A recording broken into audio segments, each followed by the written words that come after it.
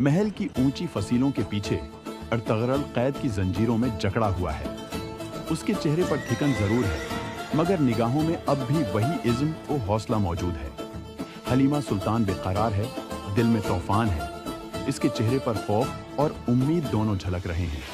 वो बार बार महल की खिड़की से बाहर देखती है, शायद कहीं से अर्तगरल की कोई खबर मिल जाए। वहाँ तुर्गत कैद है, इसके चेहरे पर जख्मों के निशान हैं, मगर जज्बा जिंदा है। एक पुराना जासूस जो किले का पहरेदार है, आहिस्ता से तुर्गत के करीब आता है और सरगोशी में कहता है, वक्त आने वाला है, तुम लोग अकेले नहीं हो। ये जमला तुर्गत के दिल में उम्मीद की एक नई शमा रोशन कर देता है। उधर अर्तगरल की कोठरी के करीब कुछ खुफिया लोग नमोदार होते हैं। ये वही जासूस हैं जो महल के अंदर से उसके वफादार निकलते हैं। जंजीरें टूटती हैं, दरवाजा खुलता है और अर्तगरल एक बार फिर आज़ादी की सांस लेता है। अल-अज़ीज़ की बहन अर्तगरल को महल के पिछले रास्ते से निकालती है।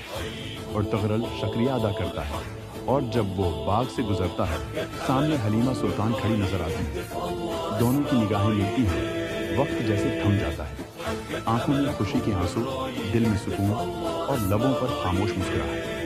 अर्तगरल आहिस्ता से कहता है, तुम ठीक हो, यही मेरे लिए सबसे बड़ी जीत है। हलीमा आंसू पूंछती है, मैंने यकीन कभी नहीं छोड़ा। इधर काई कबीले के सरदार सुलेमान शाह अल-अज़ीज़ से मुलाकात करते हैं। वो अपने कबीले के लिए नई जमीन का मुतालबा करता है, मगर अल-अज़ीज़ गुरूर से इनकार कर देता है। सुलेमान शाह के चेहरे पर गुस्सा छिपाए नहीं छिपता। हम अपनी मेहनत से अपनी जमीन लेंगे, इजाजत नहीं मांगेंगे। और यूं काई कबीले के बहादुर मर्द अपनी खैमे नस्ब कर देते हैं, जबरदस्ती, अपनी बका की खातिर। इस रात महल की दीवारों के पीछे एक नई कहानी ने जन्म लिया, मोहब्बत, वफादारी और आज़ादी की कहानी। अर्तगरल आज़ाद हो चुका था, मगर उसकी जंग अभी खत्म नहीं हुई थी।